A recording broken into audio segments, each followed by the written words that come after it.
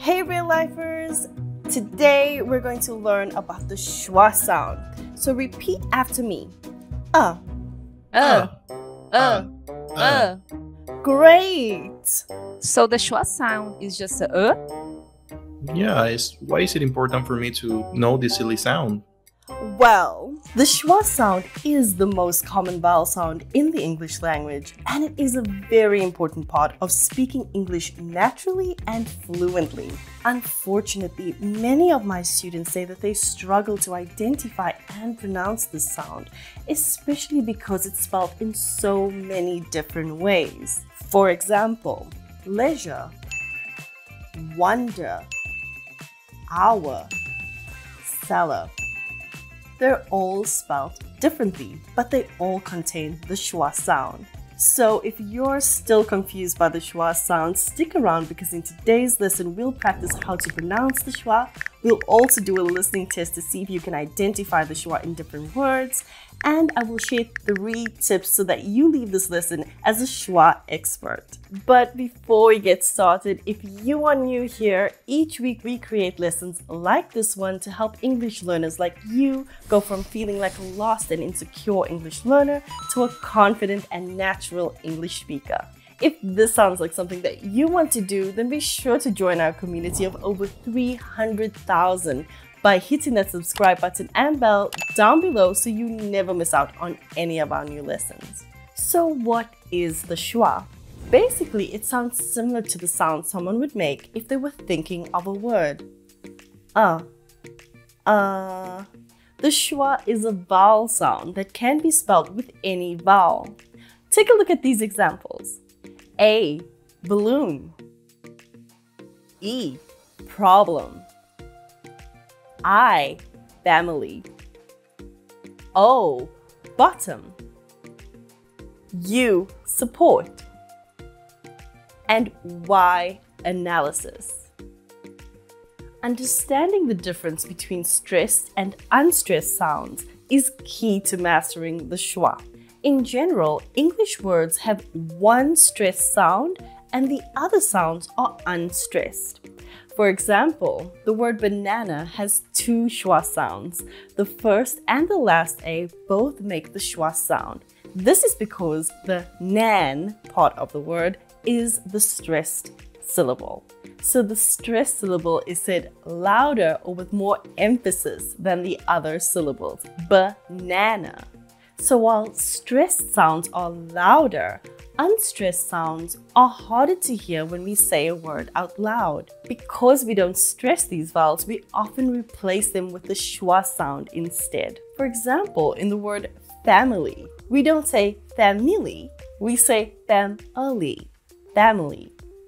The schwa is also often called the lazy vowel sound because we hardly need to open or move our mouths when we say it. Your tongue, lips, and jaw are relaxed, with your mouth slightly open and your tongue centered.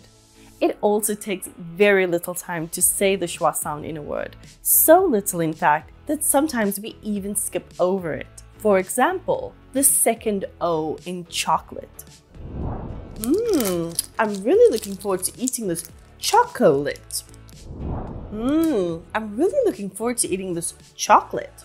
And sometimes we don't even represent it in spelling in words such as rhythm. I really like the rhythm of the song. I really like the rhythm of the song. Learning how to identify and use the sound can transform your pronunciation tremendously. Let's do a quick exercise. I'll show you 4 pictures. Read each word as you normally would.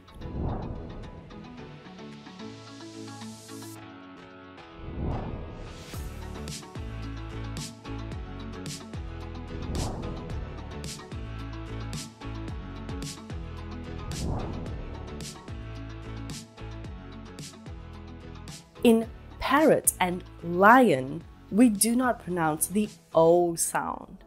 In camel, we do not pronounce the E sound. And in zebra, we do not pronounce the A sound. Could you hear the schwa in all of them?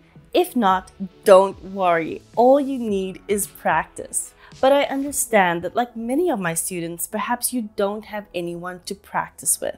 So we've come up with a solution for this, our Real Life English app. It's the only place where anytime, anywhere, you can connect with English learners from around the world. You can even use it to practice the schwa sound. Or you can have fascinating conversations about your life, your passions, your hobbies, absolutely anything.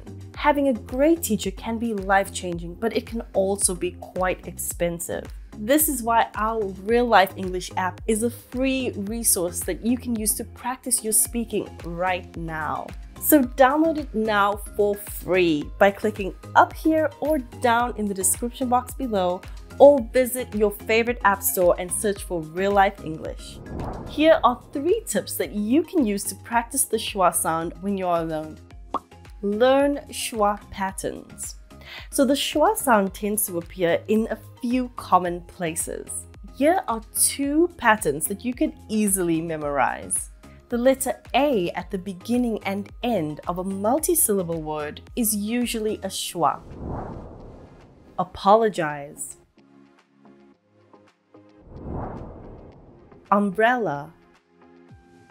The vowel before the letters L and N in the final syllable of a multi-syllable word is usually a schwa. Travel. Lemon. Learn syllable stress. If the root word has 2 syllables, we usually stress the first syllable and the following vowel sound would be a schwa. For example, in the word telephone.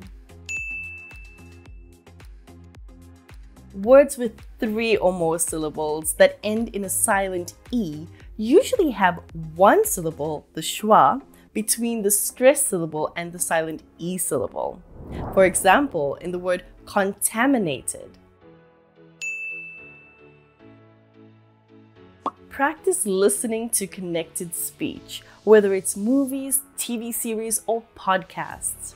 We often use the schwa when reducing or connecting words. For example, going to becomes gonna, kind of becomes kinda, and I don't know becomes I don't know.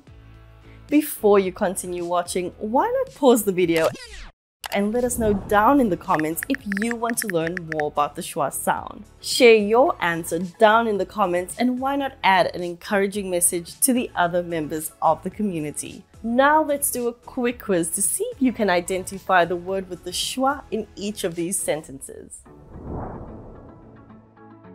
I support you.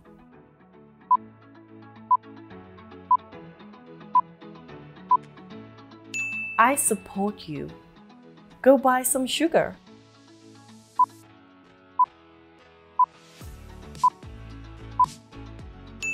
Go buy some sugar. I don't understand you.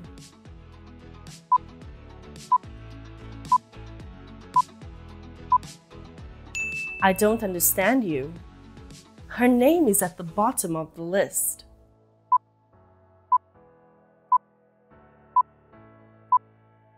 Her name is at the bottom of the list. Are you listening to me?